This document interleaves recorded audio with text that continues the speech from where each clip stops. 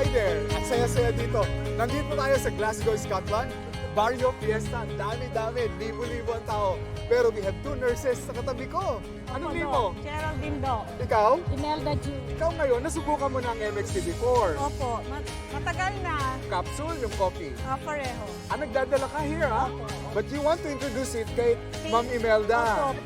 Ma'am Imelda is a nurse. Ngayon, nagwo-work siya pero retired na. Pero here, Nursing home. nursing home. So, yung mga may edad na ang tinaalagaan mo.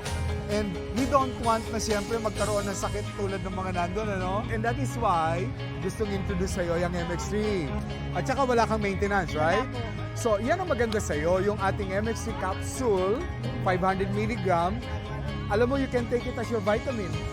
Di ba nagba-vitamin ka? Yes. Ang kagandahan ng MX3 capsule natin, natural. Okay. At saka, Filipino.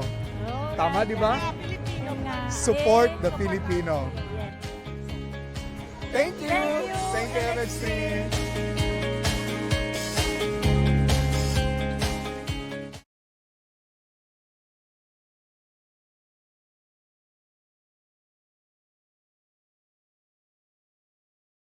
Lihim ng liham.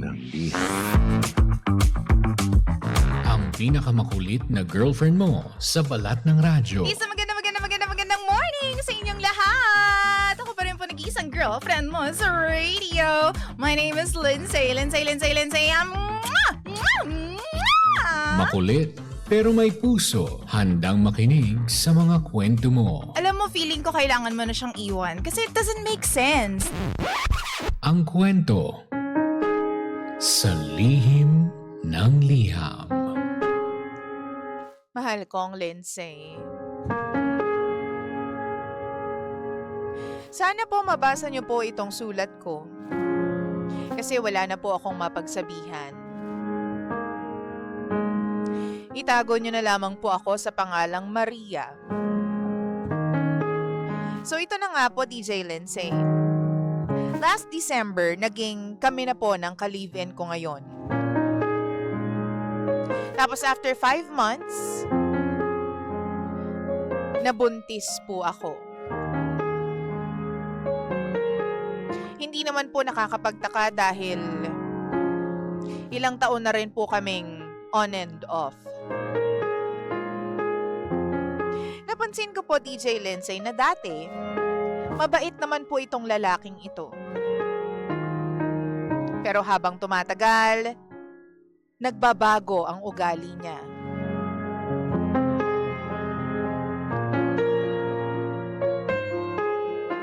Hindi ko po alam kung bakit pakiramdam ko parang ako na lang po yung nakakapit sa relasyon namin.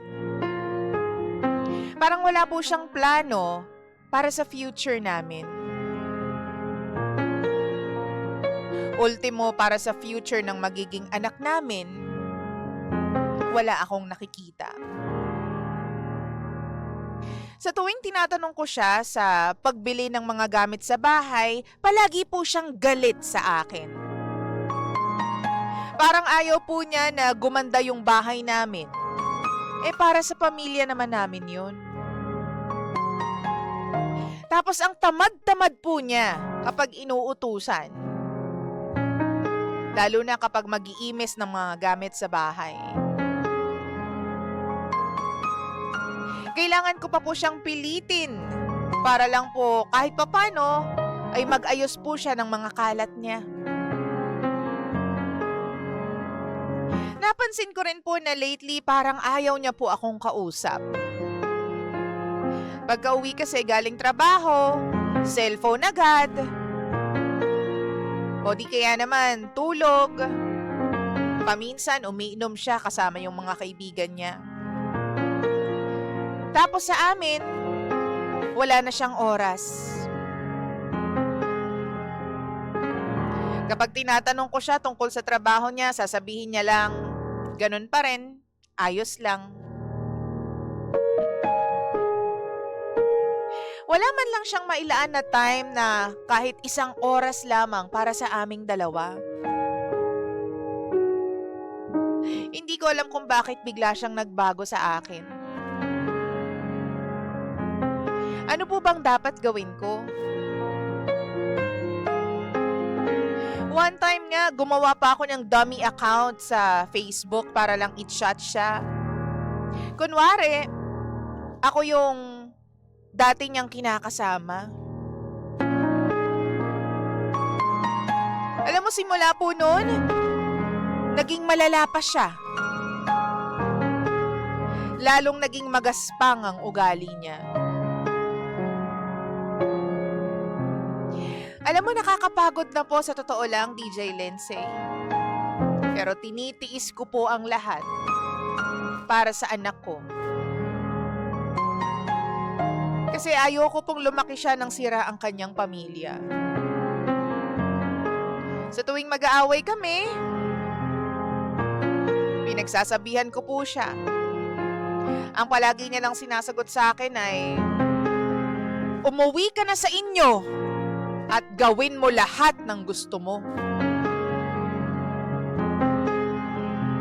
Bakit po siya ganun? Sobra na po siya.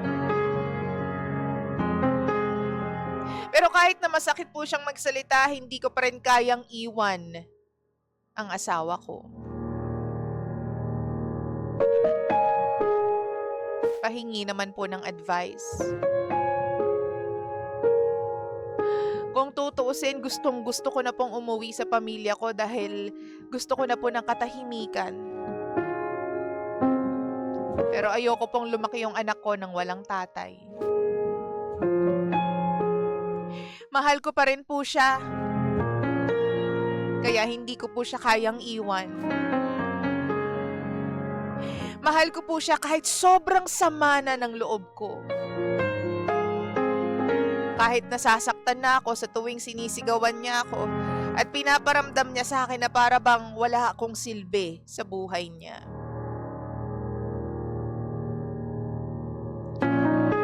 Hindi naman po siya ganyan dati. Ramdam ko noon na mahal niya ako. Pinagluluto, pinaglalaba. Siya pa mismo yung naglilinis ng bahay pero bigla siyang nagbago. Dinedate pa nga niya ako dati. Ngayon, ni masabihan ng ang ganda mo. Hindi niya magawa. Nasasaktan po ako sa tuwing sinasabihan niya ako nang umuwi na ako sa amin. Porket ba alam niya na malayo ako sa pamilya ko?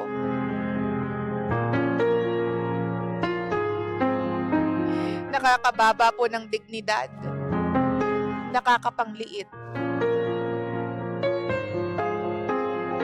Ano po bang dapat kong gawin, DJ Lindsay and DJ Jimbo? Maraming salamat po sa inyo. Muli, ako si Maria. At ito po ang lihim ng aking liham.